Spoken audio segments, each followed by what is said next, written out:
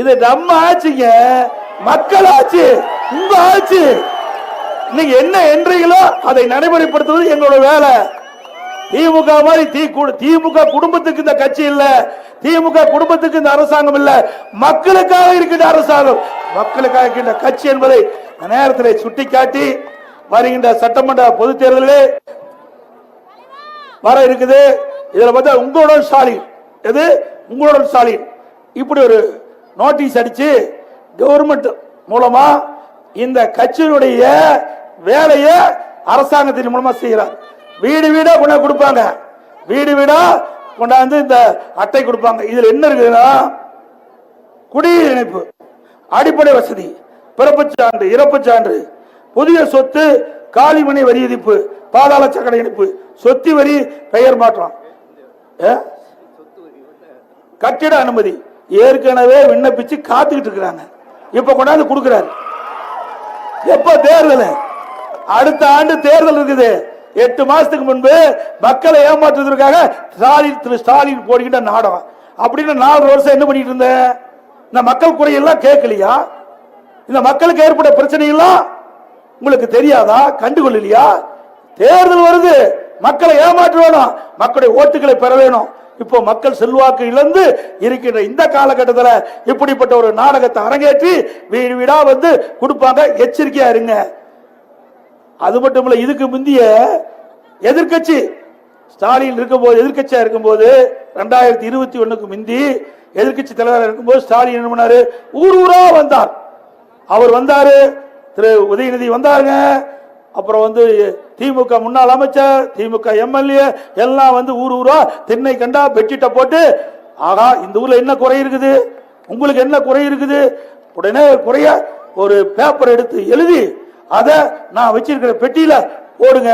நான் அந்த பெட்டியை பூட்டி சீலை வச்சு வீட்டுக்கு எடுத்துட்டு போய் திமுக ஆட்சிக்கு வந்த உடனே அந்த பெட்டியை சீலை உடைச்சு பூட்டை திறந்து அந்த பேப்பர் எடுத்து படிச்சு குறைய தீர்ப்புன்னு சொன்னார். அந்த பேப்பர்ல எங்க போச்சு? எங்க போச்சு? இப்ப இந்த குறையை சுட்டி காட்டுறியே, இந்த குறையை வச்சுதானே மக்கள் வந்து உங்களுக்கு மனு கொடுத்தாங்க. நீங்க என்னென்ன குறை வேணுங்க, என்னென்ன குறை இருக்குதுன்னு சுட்டி காட்டினீங்க.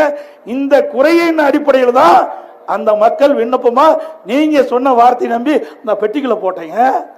எப்ப அறிவிச்சவர் சிவி சண்முகம் சொன்னாரு, சாவி தொலைஞ்சு போச்சு, சாவி தேடிட்டு இருக்காரு ஸ்டாலின். திரு ஸ்டாலின் அவர்களே, 2026 அனைத்து இந்திய அண்ணா திராவிட முன்னேற்ற கழகம் பெரும்பான்மை இடங்களிலே வெற்றி பெறும். எங்க கூட்டணியும் பெரும்பான்மை இடங்களிலே வெற்றி பெறும். தனி பெரும்பான்மையோடு அண்ணா திமுக ஆட்சி அமைக்கும். 2026 சட்டமன்ற பொதுத் தேர்தலில் அனைத்து இந்திய அண்ணா திராவிட முன்னேற்ற கழகம் கூட்டணி மகத்தான வெற்றி பெறும். அனைத்து இந்திய அண்ணா திராவிட முன்னேற்ற கழகம் வானூர் சட்டமன்ற தொகுதியிலே போட்டியிட்டால் 2 லட்சத்திலே வாக்களிங்கள்.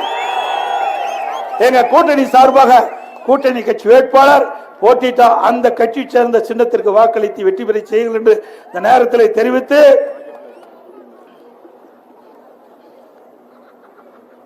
அதோட எப்ப பார்த்தாலும் ஸ்டாலின் பேச